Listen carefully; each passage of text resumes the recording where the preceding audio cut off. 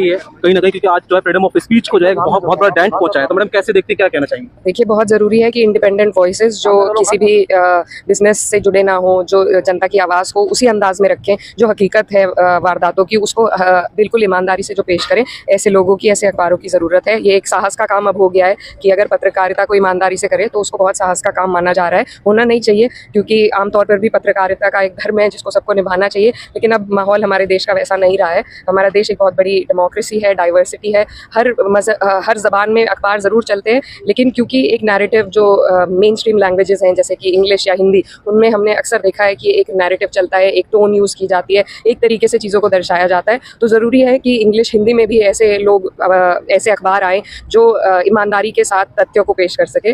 तो जिस इंटेंशन के साथ ये अखबार आ रहा है, तो हमें उम्मीद है कि ये एक ऐसी आवाज़ बनकर उभरेगा जो ईमानदारी को सामने रखेगा। तो मेरी बहुत बहुत शुभकामनाएं हैं। एक आरोप आपने और भी बड़ा गंभीर लगाया है कि जब प्रोटेस्ट आपका रोड पर आया तब जाके कहीं ना कहीं आपको कवरेजेस मिली है। बिल्कुल, हम लोग डे वन से हम लोग ये मांग कर रहे हैं कि SIR पे सदन में चर्चा हो, लेकिन कैमरा कभी भी ट्रेजरी बेंच से पैन होके विपक्ष की तरफ नहीं आता है। तो कभी हमारी जो हम अंदर रोजाना स्लोगनियरिंग हो रही है, जो प्रोटेस्ट हम अंदर कर रहे हैं, वो ना तो संसद टीवी उसको कवर कर रहा है, ना आप लोग वहाँ जा नहीं सकते हैं। तो वो भी एक तरीके से कर्ब किया जा रहा है विपक्ष की आवाज़ को, क्योंकि हम लोग जिन चीज़ों के लिए आवाज़ उठा रहे हैं, हमारे जो मुद्दे हैं, सरकार चाहती है सिर्फ अपने बिल पास करना, सिर्फ अपना बिजनेस आगे बढ़ाना, लेकिन हमारी मांग है कि जो धरातल के मुद्दे हैं, जो आज सबसे ज्वलंत मुद्दा है SIR का, वोटों की चोरी का, वोट कटौती का, उस पर हम चर्चा चाहते हैं। और सरकार आज 10-12 दिन हो चुके हैं सदन को चलते हुए, तीसरा हफ्ता है, तो चौथा हफ्ता है, लेकिन तब भी सरकार इस इतने बड़े मुद्दे को संज्ञान नहीं ले रही है, उस पर चर्चा नहीं कर रही है। मैडम, आपने आखिर में एक फैसला लिया जिसमें कि तमाम विपक्ष इकट्ठा होकर जो है 17 तारीख से आपने बिहार में यात्रा करनी शुरू की है।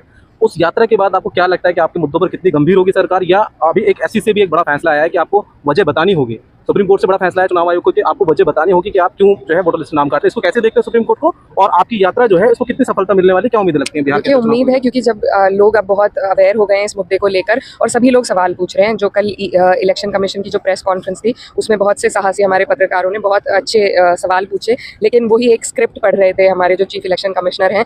कोई उन्होंने तथ्यों के आधार पर कोई जवाब नहीं दिया, एक स्क्रिप्ट पढ़ी, और बहुत अफसोस हुआ, क्योंकि इस तरीके से अगर हम अपनी डेमोक्रेसी को हेल्दी नहीं रखेंगे तो न सिर्फ देश में बल्कि इंटरनेशनली हमारा मजाक बनेगा। तो कोई भी जो सवाल राहुल गांधी जी ने अपनी प्रेस कॉन्फ्रेंस में पूछा था, उन्होंने किसी का सही तरीके से जवाब नहीं दिया, बल्कि बहाने बनाते रहे और जवाबों को टालते रहे। तो बहुत अफसोस की बात है।